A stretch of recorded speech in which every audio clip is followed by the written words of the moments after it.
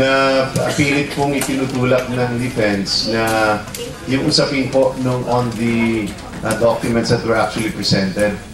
Of course, we have high respects for the Senate. We just view with serious concern also that we continue to be diverted yung ating attention po pagdating dun sa mga dokumento. Imbis po na mismo yung mga witnesses na po para ma-present natin yung usapin pagdating sa Article 2, Article 3, at Article 7, we continue to be sidetracked by these side issues. Hindi po namin pinagtatanggol o pinag-uusapan yung tungkol po kay Congressman Bolet Banal.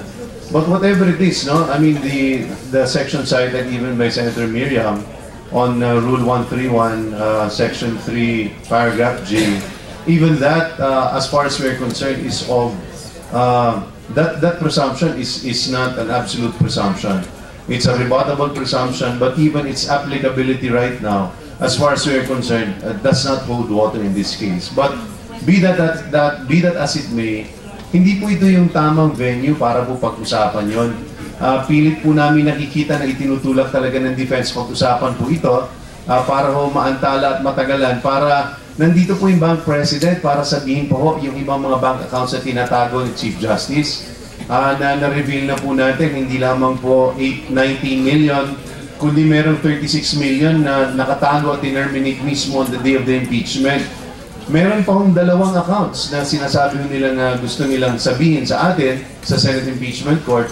We're hoping that ito yung mga essential evidence. So sana po mailabas na natin ito para makonsider na po natin, including the bank accounts of the wife of the Chief Justice. But obviously, the defense wants us to concentrate on these issues, if only para mapigilan itong iba pang mga bank accounts na ngayon po ay slowly nagsisilabasan. Meron din pong doktrina po yung Korte Suprema, kasi ang naririnig po natin dyan yung kaso ni Marty. Pero yun yung kaso ni Marty, illegal search po yun. May kaso pong dineside ng Korte Suprema, yung kaso ng Ejercito versus Sandigan Bayan, kung saan kinestyon din po nung akusado doon yung pagiging illegal po nung dokumento na galing sa bangko. At ang sabi po ng Korte Suprema na hindi po applicable yung sinasabi ng depensa na fruit of the poison tree or exclusionary rules pagdating mo sa bank deposits. So yung pong sinasabi nila, pagka illegal daw po yung kuno, ay parang yung dulo, kaya yung prutas, ay illegal na rin po. Hindi po applicable yan sa bank deposits. At yung pinesenta po namin ebidensya, yun po yun, yung testimonya ni President Garcia at saka ni Ms. Johnson. Siguro parang categorically na lang po, since nag-start na rin po yung trial, is that papili-pili po, ano? Yung exclusionary rule, yung Stonehill versus Jokno, these are seminal cases, talagang written in stone ito na mga kaso. Pero these decisions have already been qualified, particularly by the case of Ejercito, na sinabi mismo ng Supreme Court in 2006 that the exclusionary rule does not apply even if the information was in violation of the secrecy of bank deposits.